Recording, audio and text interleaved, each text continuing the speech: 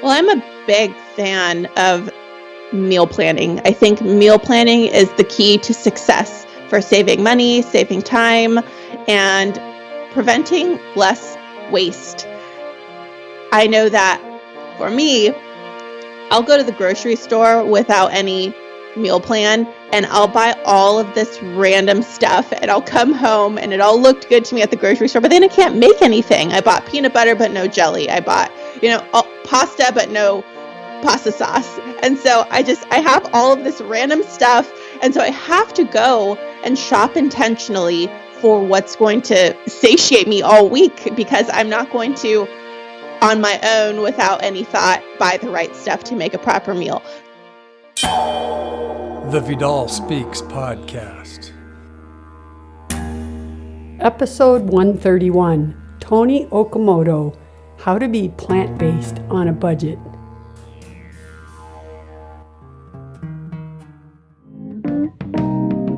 Welcome to Vidal Speaks. My name is Deborah Vidal, former 11-year LPGA golf pro turned classical homeopath, certified plant-based nutritionist, and wellness coach. Each week here on Vidal Speaks, we bring you knowledge, inspiration, or natural remedies to help you take charge of your health and feel your best. I believe health is freedom and knowledge is power. So tuning in each week will give you the power to take steps towards freeing yourself from the chains that hold you back from having the energy to do all you want in life. No matter where you are in your journey of wellness, Vidal Speaks can help. I promise. Hey everyone, welcome back to the Vidal Speaks podcast. I'm so excited. It's Wednesday, my favorite day, and especially when it's a podcast, because I always visualize you guys are all sitting around my table and we're going to have a nice discussion about whatever our topic is. And today's topic is something really fun, and I'm going to tell you about that in a minute.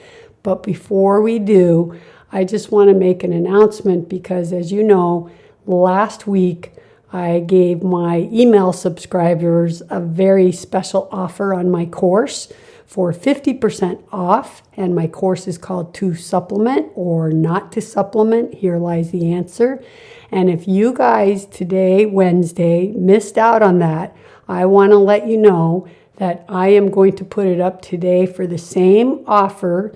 That makes it $150 instead of the regular price of $297. And the way you're going to get this price is you have to put in the coupon code VS150. So, of course, VS for Vidal Speaks 150. You put the course into your cart, and then you add the coupon code VS150.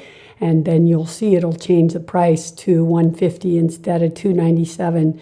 So I am going to give all of my podcast listeners today, tomorrow, and Friday, because not everyone gets to listen to my podcast on the first day. So you're going to have till Friday at midnight to be able to use that code. So don't forget, if you're interested in buying my course on supplements, whether to supplement or not. And on this course, I talk about not only which supplements are essential, I talk about how supplementation can be even dangerous and which supplements. I give some examples of that. And I talk about why people are taking so many supplements to begin with, and a better way to look at why you're sick. And I teach you all about nature's law. There's a whole video on that. I even give you some options about how to use other things instead of supplements, like superfoods and foods.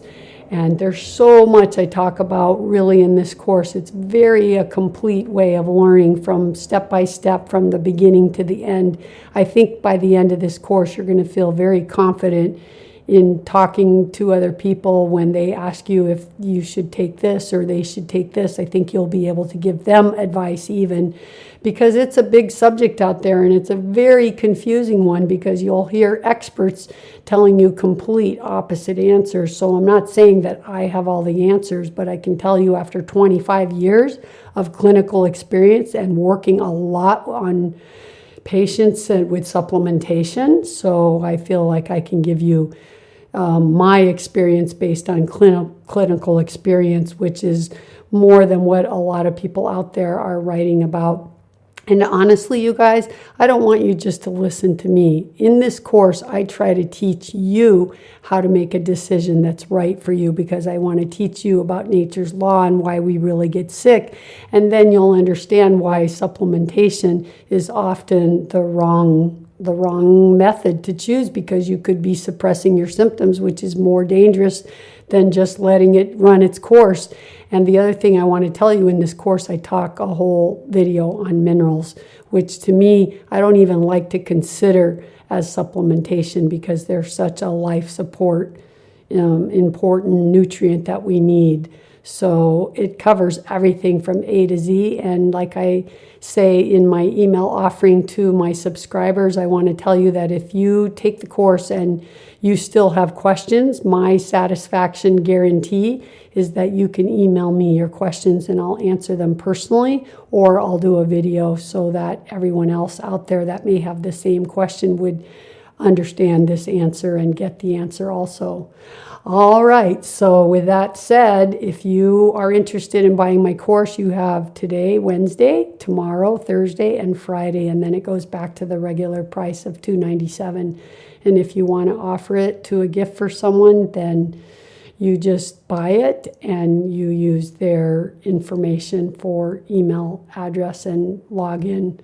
All right, so let's talk about our guest today. It's Toni Okamoto, and Toni is the queen of eating plant-based on a budget. She's had to be on a budget a lot of her life, she told me, and so this is why she's an expert at it. But what I love so much about Toni's work is that she just doesn't tell you how to do it. Her website, plantbasedonabudget.com, by the way, her website gives you meal plans. Weekly meal plans. It's crazy. It's for free. You just go on there and you click her meal plan, weekly meal plan. It'll give you the 3 recipes that you're going to make for each day of the week and the grocery list, and then you go shop. How much easier is that? And you know what? I'm kind of sick and tired of hearing people say that they can't be vegan because it's too expensive. That is not true. I've had another guest on my show, and we talked about eating vegan on a budget, and that was Ellen Jaffe Jones. And by the way, that podcast is I want to make sure I have this right, but it's number 83. So if you go to listen to podcast 83, you can also hear a second version of how to eat plant-based on a budget. And it was kind of different advice, but today's guest, Toni Okamoto, really lays out the meal plans for you. And I think this is what holds people back. They don't know what to make when they first turn vegan. They don't know how to plan ahead. And especially if you're not used to cooking, I would say that the reason most people think it's expensive because they start trying to buy prepackaged foods that are vegan, and you really need to learn to cook. I think if you're going to eat anyway on a budget in any diet, you need to learn how to cook. And I think I'm going to take that a step further. I think if you want to be healthy, you need to learn to cook, because eating foods already picked up is so not only expensive, but they're so filled with ingredients like sugar, salt, and fat that you have no control of what you're putting in your body unless you cook. So to me, cooking is essential to our health. And not only are you filling that recipe with love, which really matters when you make a beautiful recipe to serve to your family or friends, it's so filled with love, and that fills them with gratitude. So it's really, really important to learn to cook and just take your time and do simple things. And Toni's website gives you the confidence how to do this, because she gives you the meal plans and the grocery list to do it. And I think you're going to love this episode, because she even talks about how she shops, and she gives us all the good tips about what's important to stay on a budget. And I know her meal plans, they are for one person $25 a week for eating a whole week of vegan food.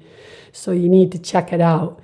And you guys know the routine by now, right? Before I start my interview with Toni, I want to tell you a little bit about her. So you need to just hang in there and we'll get started right away. All right, let me tell you a little bit about Toni now.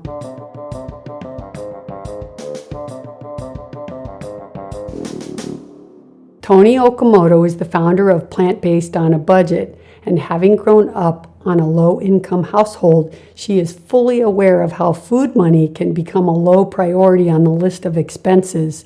Fresh food access and lack of nutrition education in low-income communities are huge issues, and although she feels like she can't take them all on her own, she's hoping to at least show you that you don't have to compromise your health just to save money. She originally became vegetarian for health reasons in high school, and because she was a runner, she started feeling like she was getting sick all the time. You're going to hear her story in the beginning of the podcast. But anyway, her coach suggested that she stopped eating red meat, and in that moment, she became an instant vegetarian. And it wasn't until college time or some years later she became vegan because she hooked up with a weekly meetup group called Womanly Wednesdays. And that was her support group that she needed for her to make that next step to veganism. So it's a great story, but I just want to tell you that she has a support group on Facebook, and you'll hear this at the end of the show. And it helps for all of you out there that want some support, especially when maybe you want to be vegan, but your husband isn't, or you are and your family isn't. This is really important to have support group. That's one reason why I like to do my podcast, because it's a support group for a lot of people out there that want not only vegan support, but also learning how to be healthy and how to detox and to learn more about homeopathy. So anyways, you guys need to check out her website. It's plantbasedonabudget.com because she offers free meal plans there and grocery lists, and she makes it easy. So you guys, without further ado, let's go talk to Toni and let's get some great tips on how to be vegan or plant-based on a budget. All right, here we go.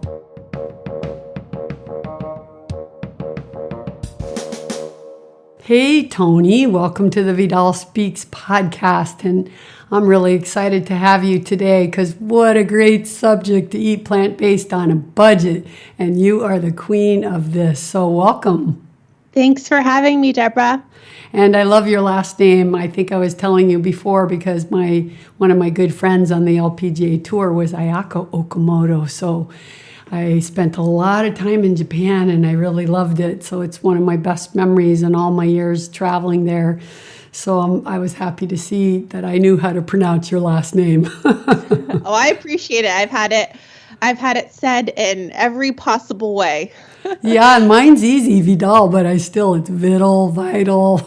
It's a lot of mess ups. But anyway, I'm so happy you're here today because I'm sure you get it all the time about this idea that being a vegan or eating plant-based is just too expensive. And I'm tired of that line. Are you? Well, yeah, sometimes it is.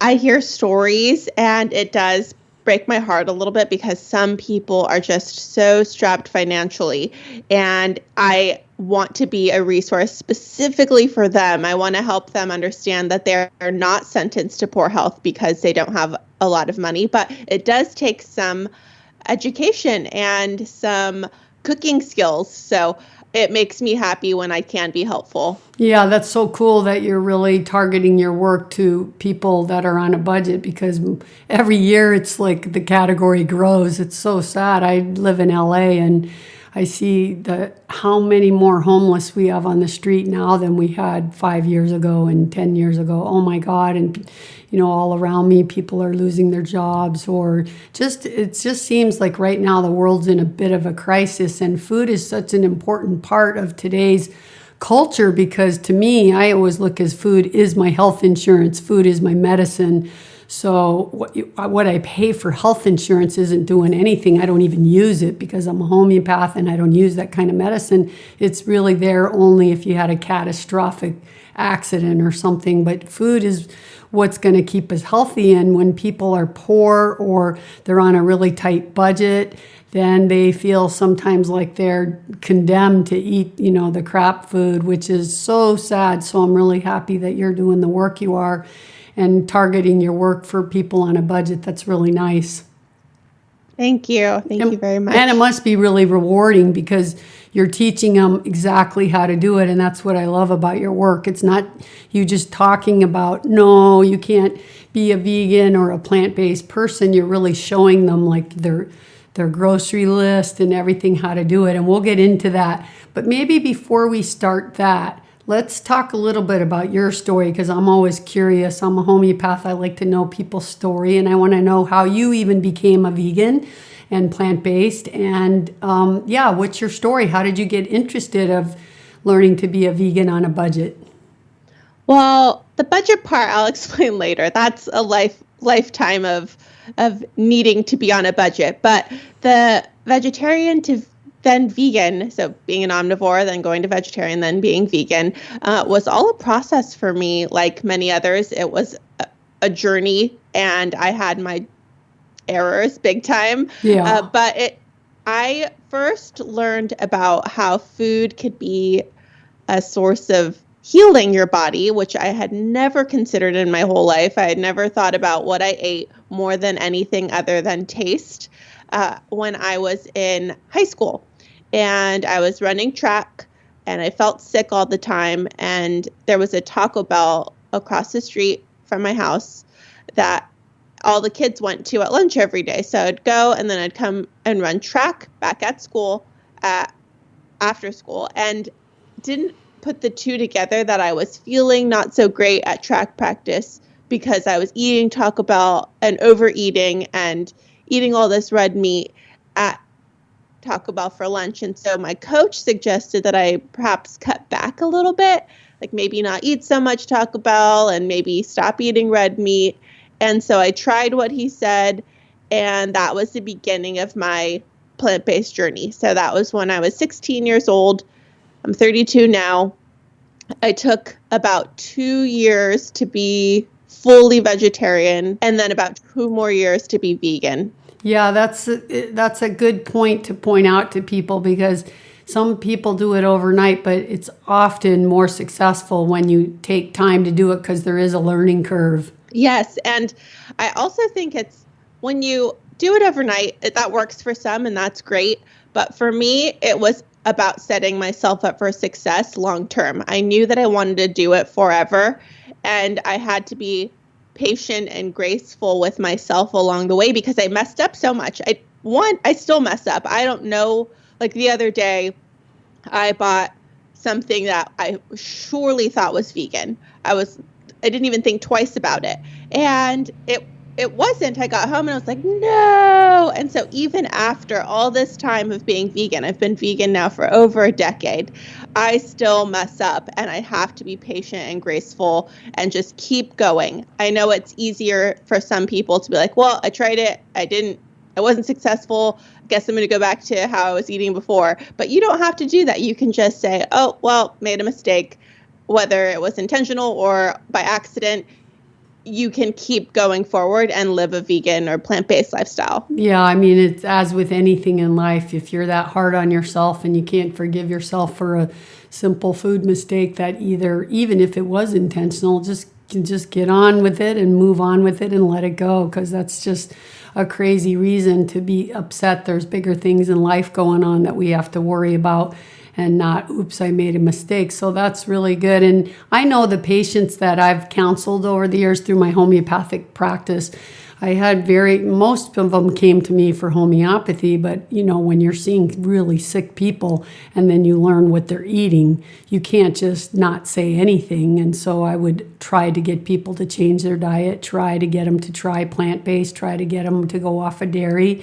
Amazing how hard it is. Oh my gosh, it's so much harder to get people to change their diet than it was to just take a homeopathic remedy. But they also go together, because how do you heal somebody that's, eating pizza and fries and burgers and fast food and processed foods and coffee all day?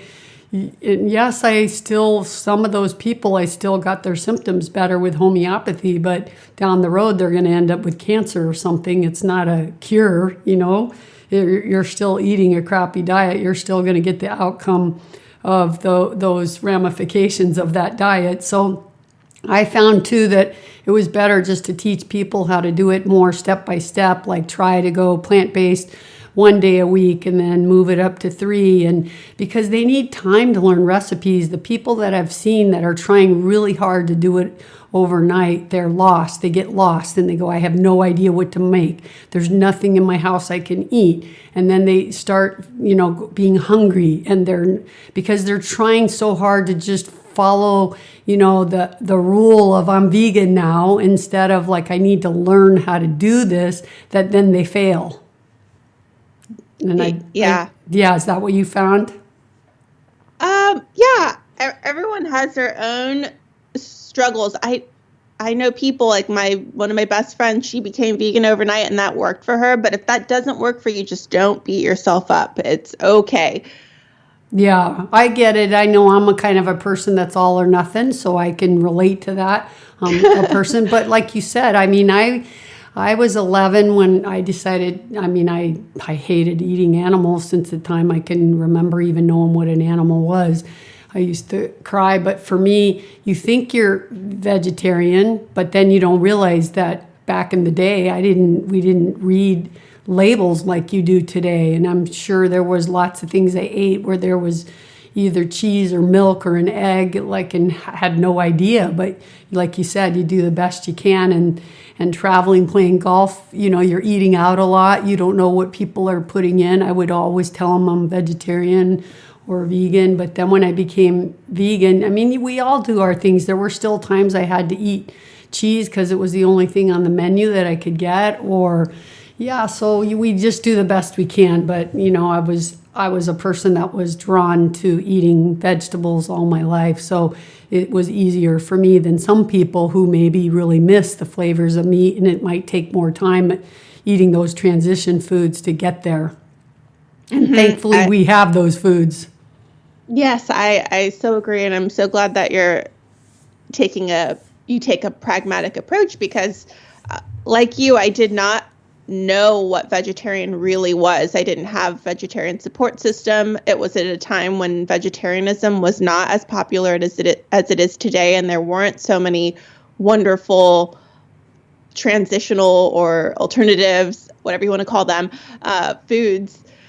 And it was just a lot harder. And I would eat a vegetable soup at a restaurant thinking, oh, it's a vegetable soup, not considering the chicken broth. And it wasn't until later when someone was like, hey, do you know that that's usually a chicken broth soup at whatever restaurant? And I was like, what? I had no idea. I didn't even think about it. Right. So, right. Yeah, that's what you learn to find out. You just learn to ask the right questions eventually. Yeah. And now I've been vegan for quite some time. My transition to vegan from vegetarian was a little bit harder. I had a very hard time giving up cheese. And if it wasn't for my support system, by that time I had gone into a community college that had a veg club, and I was pretty active in the veg club, and I learned a lot about the animal ethics portion. There was an ethics professor at my campus who taught us about animal ethics. A third of her class was based on animal ethics, specifically factory farming. And I learned so much. And as extra credit, she offered her students to go to the veg club. And I met people, and I was already a vegetarian. And it just became my community. We hosted bake sales. We visited farmed animal sanctuaries, and having that support system and education and just having those be my people helped me go from vegetarian to vegan, and I've never looked back. And that was that's cool. 20. So the veg club was vegan mostly, or were some vegetarian? Some were vegetarian. I was vegetarian. A few others were vegetarian, and we, however, learned through our professor who was vegan about veganism. Yeah, and she was the like the main professor who sponsored the club. Mm-hmm. And did you find right away that it was expensive, or did you also think that, like many people do, like this is going to be really expensive? or where did you get on the journey of, trying to do it on a budget? I know the obvious answer is if you're in a situation in your life where you need to be on a budget, then you're always going to budget, what you spend on groceries, which I think most people do today anyway. But I'm just curious if when you started, if you thought it was going to be expensive. Yeah, until my late 20s, I was under the poverty line. And so it was out of necessity. It was not because whenever I heard people say that it was too expensive, I just was blank faced because that was not my experience. And at the time when I was first learning, I did things that led me to where I am today. And I learned a lot of cooking practices. But the biggest thing I learned was food sharing at that time. I would invite all of my Veg Club friends over to my house on Wednesdays every week, and we would all bring certain ingredients. I'd go to the library to check out a book, and we would pick a recipe, and then I would divide up the recipe into ingredients. So you, Deborah, would bring the onion and the broccoli, and I would bring the pasta sauce, and then our friend would bring the spaghetti, and we would have a spaghetti meal, and we'd batch cook it, and everybody could take leftovers home for the week. And it was a way to cut down our food costs, to spend time together, and to learn how to cook, because none of us knew how to cook. Wow, that's such a great idea. That's really cool, because I think the social part of that, how fun that must have been for you to do it with all like-minded people. But so the social part of that sounds really fun, but just the idea that you're all learning to cook together, that's so great. It was. And when you're on that kind of a budget and you're cooking from recipes, it's when you learn how to swap for ingredients you already have, spices you already have, the spices that may be cheaper at the grocery store. And so it offered me an opportunity to explore food and to make recipes my own. And that's why with Plant-Based on a Budget, I make that a big part. So if you look at my cookbook, Plant-Based on a Budget, I have lines for people to write their own tips, because I want to provide a guide, a guideline of a basic recipe, and then I want them to use what they have on hand or find the cheaper versions, and then I give tips for other swaps that you could make, so that you're not having to go out and buy a completely new refrigerator stocked with groceries. Yeah, that's so cool. Now, I'm wondering, that's what you did. How long did you do that for, where you guys would get together and cook? How many years did you do that? On a weekly basis for 3 years. Wow, very cool. And now I wonder what you think about, because it seems like today, in today's world and all the social media, it seems, and maybe it's just because I live in a big city like LA that has no subways or train systems, so you're stuck in traffic all the time, and people don't make a big effort to want to get out. But do you think it would be harder today? Because I think, that's what's so cool about these meetup groups. If you want to meet vegans now, you can find vegan meetups. If you want to meet successful business people, you can find success business. You want to meet a women's group, whatever. That's the cool thing about the internet and social media. But sometimes I think the bad thing is people seem less available. They're working a lot, and it's just hard for people to seem to hook up together. So do you think it would be different today, or do you think it would just depend?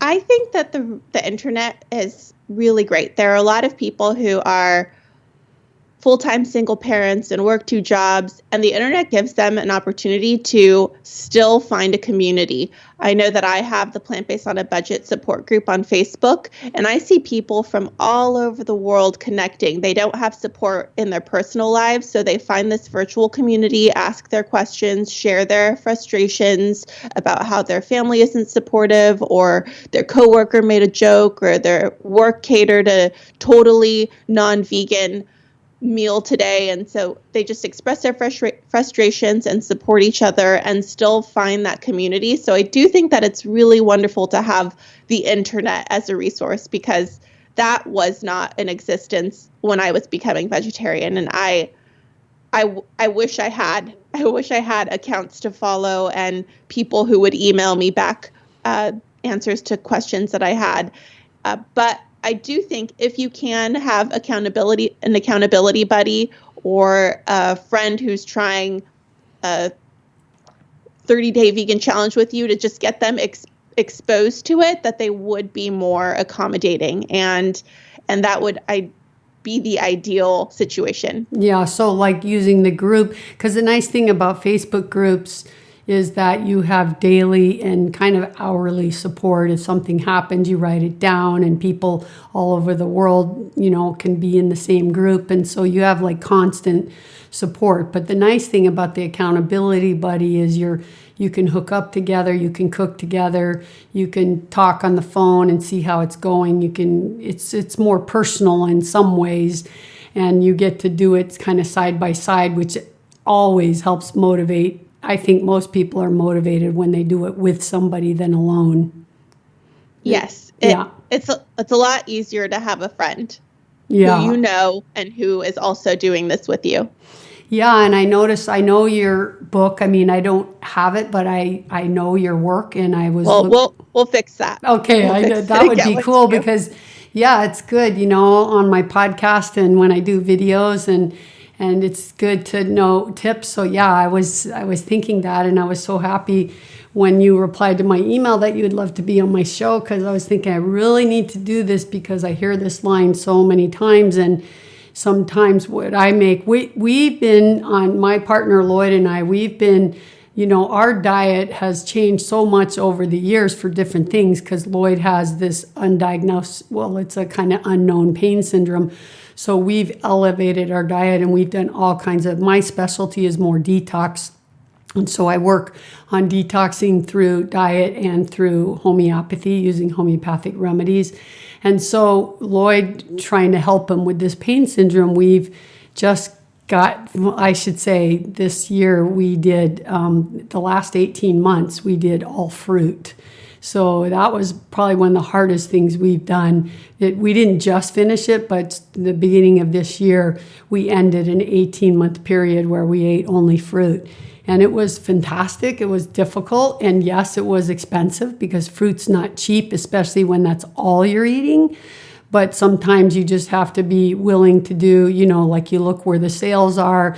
We went to the farmer's market, and we would make deals with our farmers that they would sell us in bulk, and we would buy a lot of things mostly from the people that we know how they're growing it. And we found a guy that has 25 pound bags of oranges, and they were super cheap. And so you do it the best that you can. But it's just interesting. I look back on my journey, and everybody's, diet evolves. Like you said, one big step for me was when I made an intention to go vegan, to really, when I understood what it really was. And like you, also understanding how the animals were abused in the dairy industry. And then even though I wasn't a milk drinker and didn't really like cheese, it was in stuff that I was eating. So when I decided to make sure not to eat it, I think that step was a big one. And it's interesting, you can take big steps, but in general, the main thing really that I want to offer people that are just, I want them not to feel like they can't eat plant-based, because you can eat plant-based. Beans are not expensive. But I think the key that you told me this morning is you have to be willing to cook. And I think that's the key, because buying food packaged is expensive. Definitely. Do you have a Sprouts farmers market in your area? We do. And I love Sprouts because you can get so many sales there. So many. I was just looking at their ad the other day, and I saw 3 avocados for $1, and I was like, oh, how lucky am I to live in a place where I can get 3 avocados for $1? Yeah, especially right now. But right now they're so expensive, And I think one of the big things that Sprouts is good at, like they have occasionally this plant-based sale, and then everything that's plant-based goes on sale for 25% off. But you even see things like 2 for 1, like even olive oil, 2 for 1, buy one, get one free. And they're $15 a bottle of olive oil, and you're getting a free one. But they're random, and it may not be what you're looking to buy that day. But What I can't get at the farmer's market, I go to Sprouts, and then of course there's Whole Foods, because there's just certain things in the bin that I need that are organic that they don't have at Sprouts. So yeah, you kind of know which stores, once you get into it, you kind of know who's got what at the best price. Definitely. And sometimes that requires going to multiple grocery stores. Like for me, for example, every month I go to this big warehouse grocery store that's called Winco, and it has a ton of bulk options, like 4 or 5 rows of bulk. And I buy all of my staples, but then I go get my produce, which is I get my produce at a place that is near me called Sprouts. Yeah, and do you buy organic, or do you only buy organic on certain items?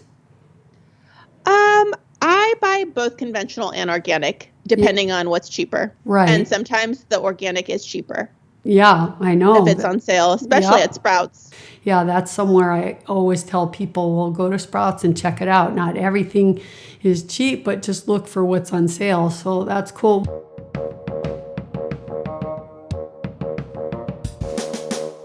Time to take a little break, and if you're thirsty, get a nice juice or glass of water. And while you're doing that, all I want to do is remind you guys that it's the holiday season, and I know many people shop on Amazon just because it's easier and they're busy. And if you do that, I would love it if you would use my Amazon banner on my website, which is vidalspeaks.com. You know, you guys, it's so easy now, because on my new website, right under my banner picture on the opening page is a little bar right there. It says Amazon, and you just click on the place where it says to click here, and then it'll take you to Amazon, and you're using my banner right from there. And if you want to make it a regular purchase option for you to use my banner, then you just bookmark that page and put it on your bookmarks bar, and every time you click there, it'll take you to Amazon through my link. And as you know, I don't know who's buying what. It's very private. I don't get to see who's using it or who's buying or what they're buying. I just get a few pennies of change with every purchase, a little small commission, but you know what? It all adds up. And it helps. So if you guys are willing to use the Vidal Speaks banner, then you know I will love you forever. And I do love you anyway. So thank you so much. And one last thing, if you're interested in buying my course on my website, it's under the Academy page. You just click there and you'll see the course called To Supplement or Not to Supplement. Here lies the answer. And then you put it in the cart and you use VS150 as your coupon code, and that will take the price down to $150. And you have until Friday at midnight if you want to do it. So take action on that. All right, you guys, you ready to get back to Toni Okamoto and talking about how to eat plant-based on a diet? I am. Let's go.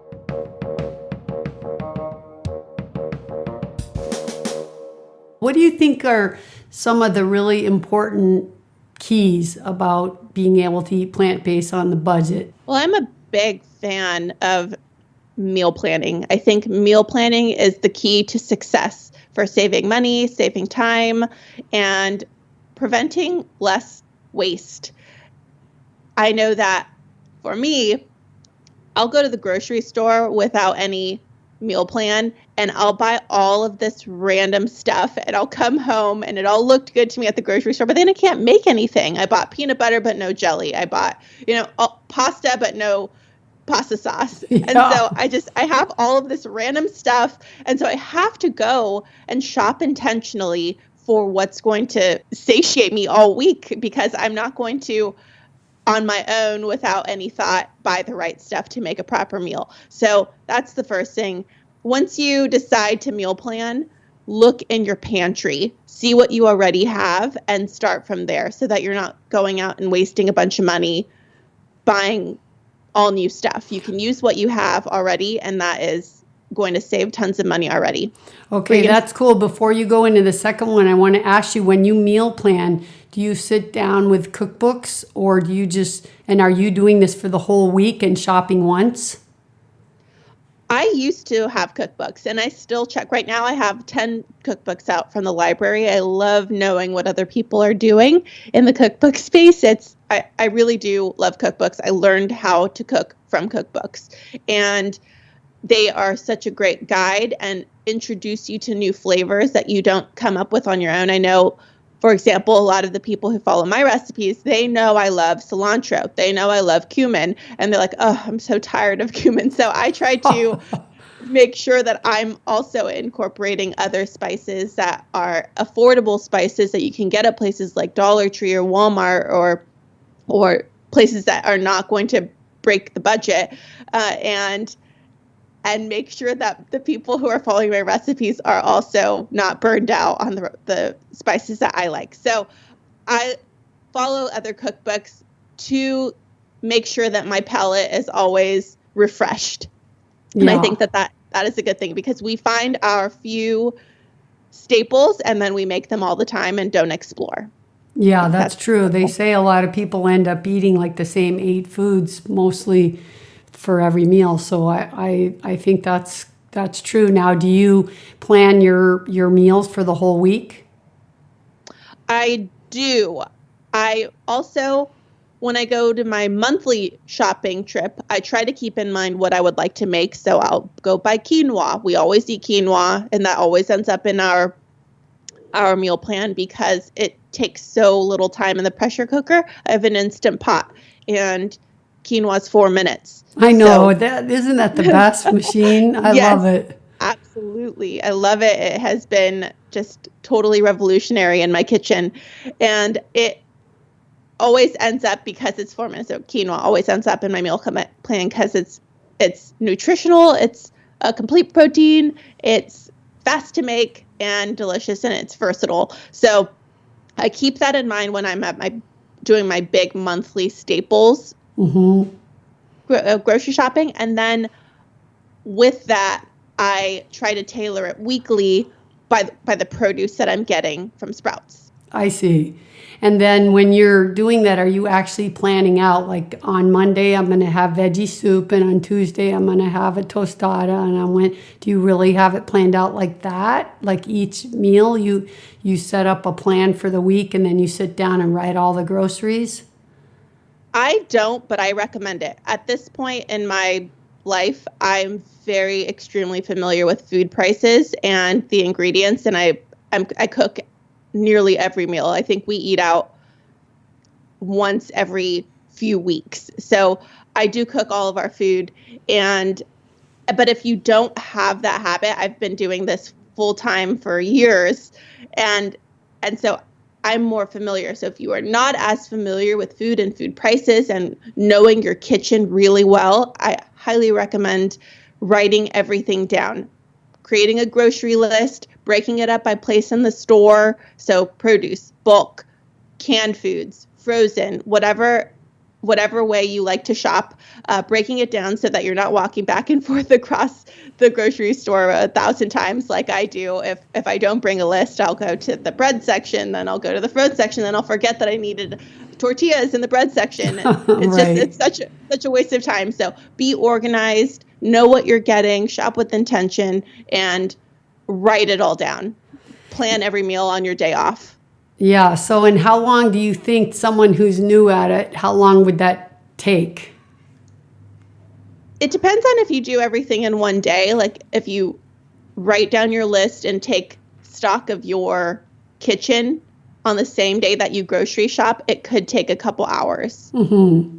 But it is that couple hours is all spent. It's like concentrated, so you get it done right, and then you have nothing left to do in the week. You're just preparing at that point because you already have the groceries and you have the menu basically. And I know on your website, don't you offer on your tell the listeners about your website? It's plantbasedonabudget.com, but tell them, I know you have some free meal plans there for them, correct? Yeah, I have both free meal plans and paid meal plans, and they're very similar, but the difference is they both offer, the similarities are they both offer a menu and a shopping list that is for $25 food budget in a week. Wow. The ones on the website, plantbasedonabudget.com, are free. There are 4 of them, and the 4 that I created.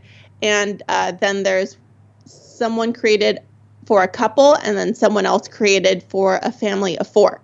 So there are different options. Those are all free. But then I teamed up with a woman named Michelle Kane, who runs the website World of Vegan, and we created something that's really high quality. And each recipe has a high quality photo, a printable grocery list with check boxes so that you can check them when you're at the grocery store.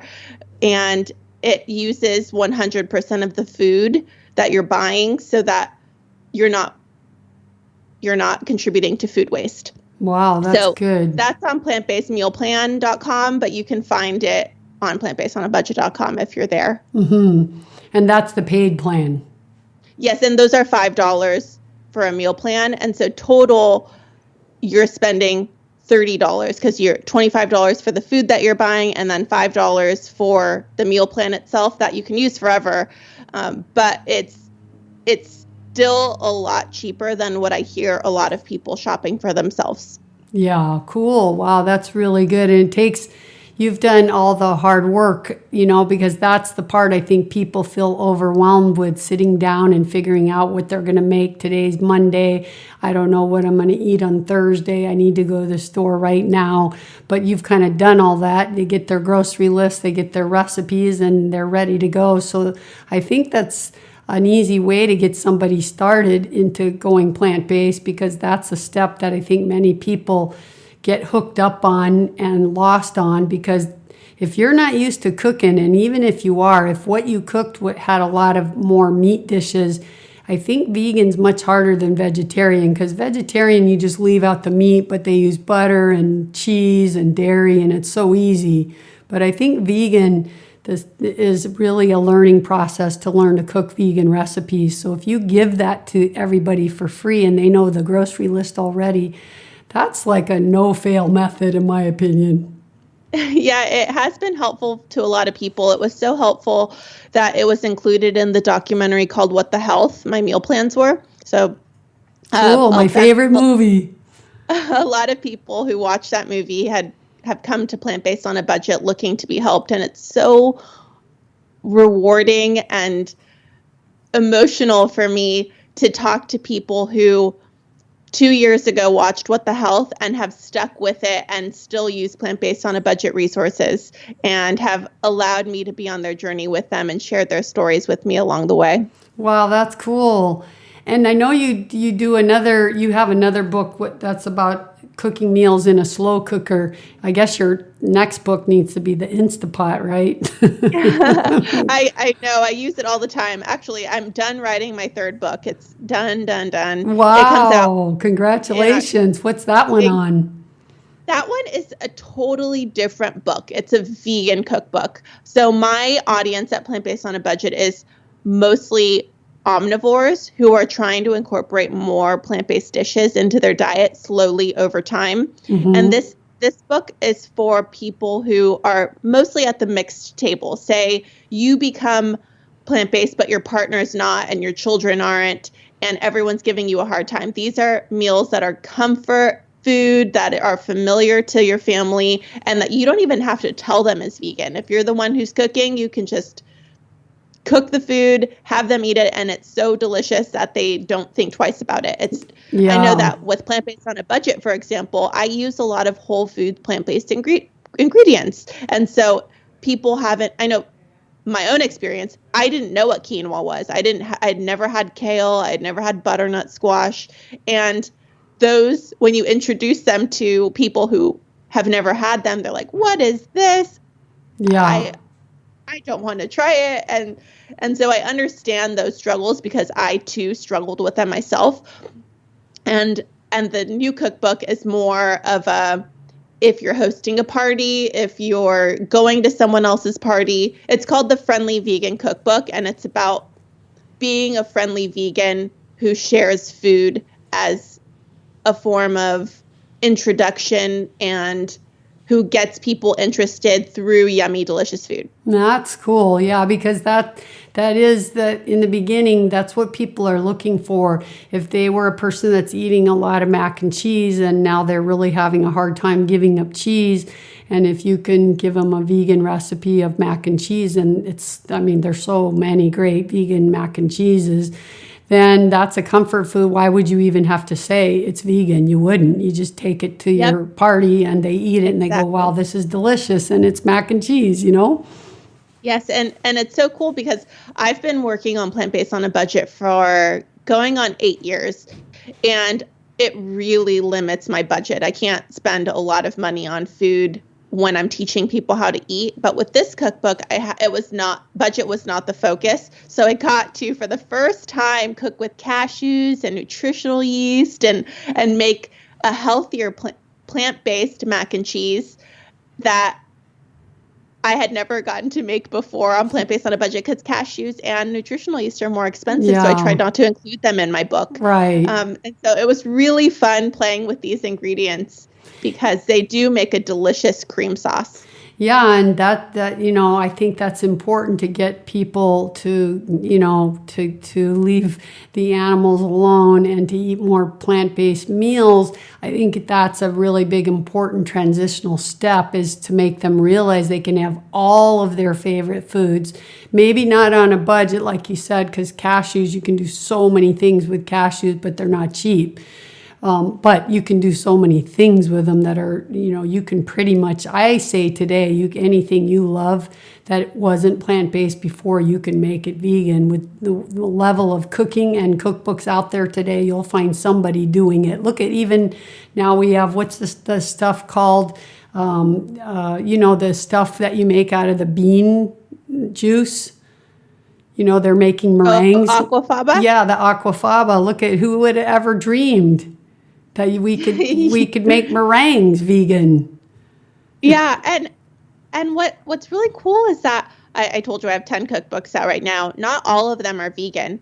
I look at other recipes and I see how I can veganize them with what's available. So if it calls for sour cream, I'll use the vegan sour cream, or I'll make my own sour cream. So I'll find a recipe online, make my own sour cream, and it's fun to be creative in that way and to be inspired by foods that you already know that you love. So say you love Italian food, go get an Italian cookbook and see how you can make it vegan. It's been a fun process for me. Yeah, and the more you cook, the more you just learn to do that stuff. And sometimes people will say, oh, can I have that recipe? But I've ended up doctoring it up so much when I'm cooking, I'm not even sure I could make it again, because you drop in this spice and that spice, and then you taste a little and you go, a little more of that and a little more of that. It needs to be creamier. By the time I'm done, I'm like, wow, this is so good, but I'll never make this again, because you just do so many things. So I think the more you cook, the more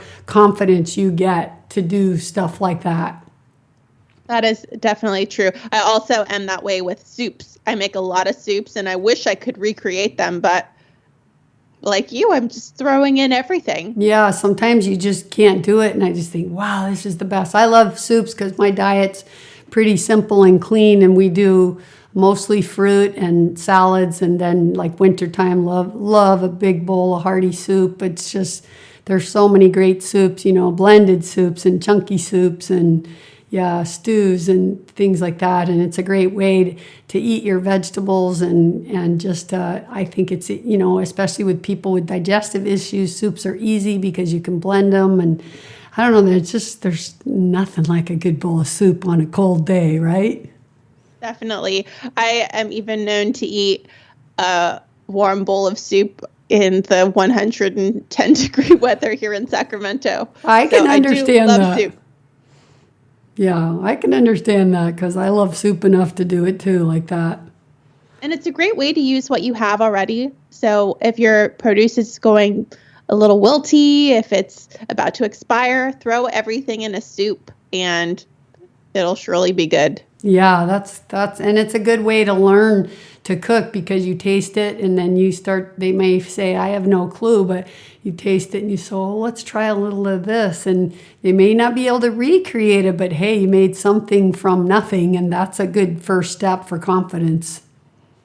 And they cook very fast in the Instant Pot. That's true, yes. The Instapot, and gosh, just go to YouTube and put vegan recipes Instapot, and you'll see so many great chefs and vegan people out there cooking up all these kinds of great things in the Instant Pot. It's fantastic. So that's cool. Well, congratulations on your third book. So are there any other important tips for the listeners that they need to do their plant-based on a budget, like the shopping list and being prepared like that? What else is important? I know you're touching on something really important, and that's cooking at home and not buying packaged meals, right? Yes, and we've talked a little bit about some different methods. We talked about meal planning, scoping out different grocery stores, making a list of what you have. And those are all good places to start. But if you have more time, I do recommend prepping your vegetables. I know that for me, throughout the week, I get so busy and exhausted. At dinner time, I just want to put something in my mouth and go to sleep.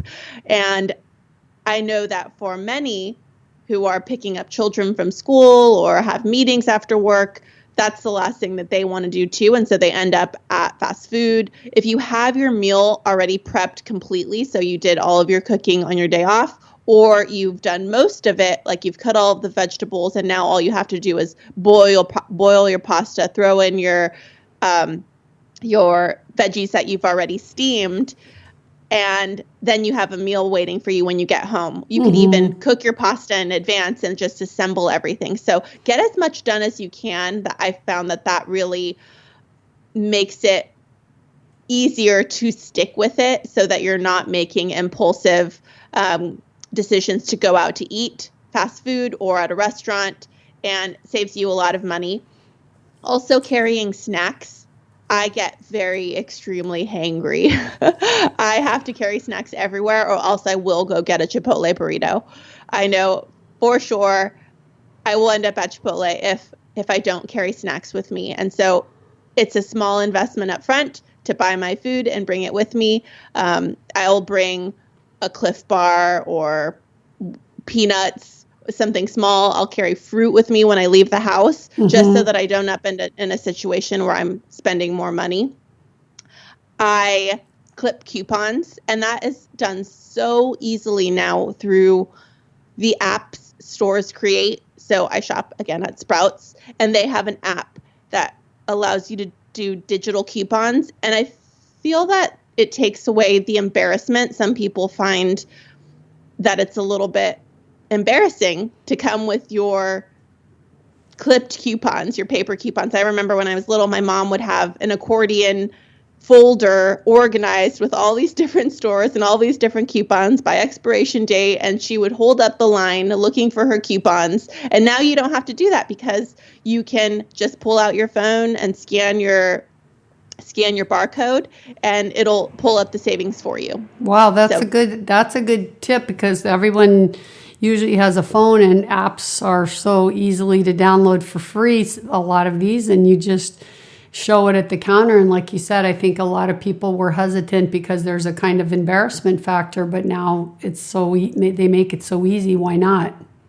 And if I could leave you with one thing to remember, it is try your hardest to not be embarrassed about wanting to save money. I know that it took a lot for me, but I always remember my dad. I wrote about this in my book. I always remember my dad holding up the grocery line, making some poor clerk go find the sale price, and he was embarrassing me so much. And I asked him to stop. I was like, it's only $1. You don't need to save $1. And he was like, Toni, if you're worried about everyone else, think about how they don't pay our bills. I pay my bills, and I need to save that extra $1. So that's how it goes. And it really stuck with me. And whenever I'm holding up the line, having them check the sale price or pulling out my phone for coupons, I think, like, all these people don't pay my bills. I pay my bills. I need to do what's right for me and my family.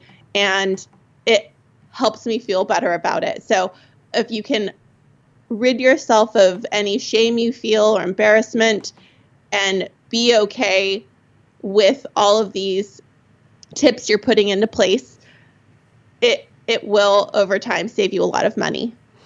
Yeah, that's good advice, and dollar here and there really adds up for a lot of people. So, and especially when you have, families, and a lot of people are working 2 jobs, and I think many people, sadly, I think many people are just there because of what we would call subsidized, government funding for the meat industry.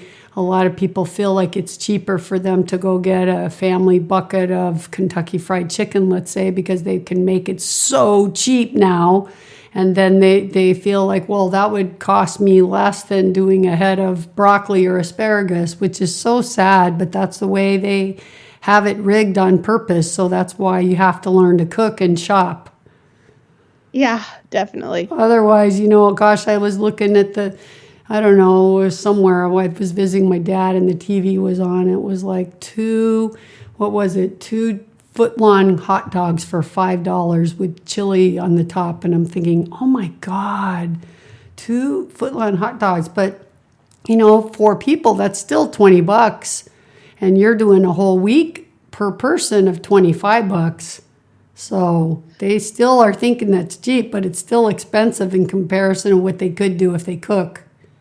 Yeah, I hear it all the time. Fast food is so much cheaper at the dollar menu, but it always comes out for me to be cheaper to feed my family on home cooked meals because I can spread my ingredients. I can really be thoughtful about, at Winco, it's 68 cents for pinto beans per pound. So all my protein is 68 cents per pound, plus it expands. Yeah. Right. So I was just going to ask you that. What would be, give me a list of some ingredients that you use a lot that are inexpensive and, in your meals often. I have both canned beans and dried beans. Canned beans really save me throughout the week if I didn't get to making my beans, or if I don't want to put the effort into it. There are weeks I just feel a little bit lazier in the kitchen. So I always have canned beans. There are no sodium canned beans that are the same exact price. So if you can find those, I recommend them. And then if you have the time, if you have an Instant Pot, make your own beans because it's so much cheaper. You can find beans at the Dollar Tree store, 99 cents per pound, or I guess $1 a pound. And it's the cheapest protein. Then I always have quinoa. As I mentioned, it's a fast, healthy ingredient. And I stick with seeds and nuts, whatever's the cheapest. I'll go with sunflower seeds. Sunflower seeds are the cheapest nut or seed. And you could do so much with them. You can make a pesto sauce. That's one of my favorites, pesto, sunflower seed pesto. You can put them on salads. You can top them on your mac and cheese. You can just do a lot with them. So nuts and seeds, whatever's the cheapest. I have pasta a lot because it's easy. And places like Trader Joe's have bean pasta, which is 100% beans that are ground up and turned into pasta. So my husband, who is extremely active, loves to get that kind of pasta because of the extra nutrients instead of empty carbs like regular pasta. And I do brown rice. I know a lot of health conscious people who follow Dr. Greger have stopped eating brown rice, but I still eat brown rice. And then whatever is cheap at the grocery store for produce, whatever is seasonal, whatever is on sale, I'll stick with that. And I'll know that when I'm planning, I'll say, I want to do a pasta. I want to do a stir fry. And I'll have those as the concepts in my head. And then I'll go to the grocery store and find what's cheap to throw in my pasta and in my stir fry. Yeah, and that makes sense, because I was wondering how you did that, if you wrote it down at home that you needed broccoli and cauliflower, but then you got there and maybe asparagus was really cheap on sale or something else, then you could swap it. Mm-hmm. And then one other really important thing that I started doing is I buy frozen vegetables just in case I run out, just in case I'm traveling. I don't want my food to go bad. I'll only buy a little bit of the fresh stuff and then a lot of the frozen stuff so that it's not going bad. So many people have the best intentions and they don't meal plan, but they want to eat healthy and they buy too much. So they're spending more money than they need to, and then they're throwing it away in the trash can because they just didn't get to it. And buying frozen helps with that issue. Yeah, and there's a whole documentary I watched years ago about how much waste of food there is, and that this couple was going to, for 30 days or 3 months, or maybe it was, I forget, a long period of time, they were going to just eat out of like going to the grocery store and trying to get food that they were throwing away. It was unbelievable when you see how much waste there is, not only just in our own kitchens when we're mindful of not wasting food. It's still amazing how much food gets wasted. So it's cool that that website that you're doing with that other person where you're using all of the food. Wow, that must have taken really a lot of thought, because it's really hard to eat everything that you've bought and not waste anything. That's an art. Yep, definitely. Very cool. Very cool. So tell people where they can follow you and when they can get your new book and what your names are on Twitter and your Facebook group. Give them all that information.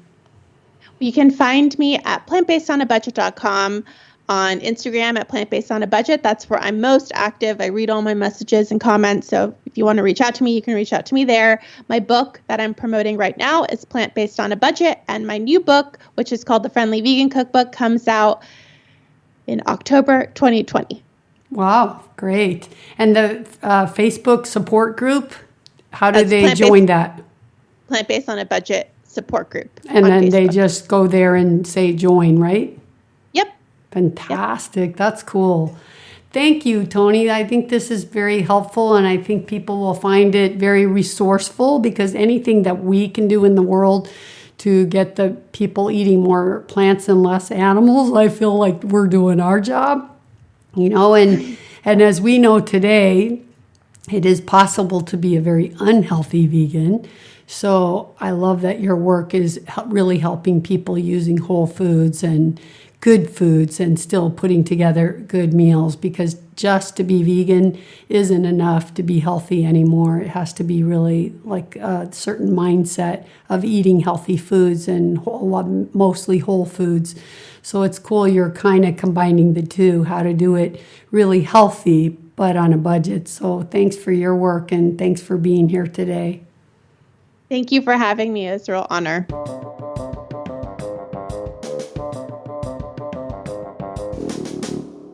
So I hope you guys like that. She was so nice and wow, so organized. To do what she's doing has taken a lot of organizational skills, because she puts together this meal plan for free on her website. And when you sit down and you have to grab a couple recipe books, think about what you want to eat, write everything down that you need for it. Yes, it takes a lot of time. I do that, and I don't often do it for the whole week. So I learned a lot of great tips just from hearing how she does that. But I hope you really enjoyed that. And whether you need to eat plant-based on a budget, or you are a more fortunate person that has enough money to buy a little more expensive grocery list that would include ingredients like cashews or some other nuts. Either way, it's really a great tip that she gave us to shop for the whole week and think about your meals in advance. Whether you're eating ingredients that are more expensive like nuts, or more fortunate to use these kind of ingredients, I think it doesn't matter. You can still apply her method to whatever your budget is, even if you have more money to spend. But it's certainly harder when you're on a restricted budget, that's for sure. And I think so many people feel like they're destined to be unhealthy because they can't afford good food. But what I love the most about Toni's work is she's not just showing you how to be vegan on a budget. She's actually showing you how to use veggies and beans and grains and healthy vegan foods, not unhealthy diets of just loading up with some, cheap food like a peanut butter, and that's all you can afford all week. But she's incorporating all kinds of vegetables in her recipes and showing you how to make healthy soups and smoothies and all kinds of things. So to me, this is really the difference, and why I wanted to get her on the show, because it's one thing to just be a great grocery shopper and spend less money, but it's another thing to look at what a person's eating, and to be able to eat a whole food plant-based diet is really important.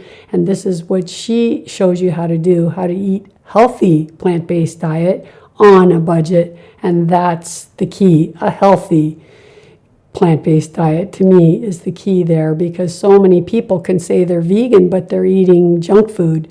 And it's easy to be vegan these days. There's so many foods out there, but to be a healthy vegan is a whole nother level of commitment.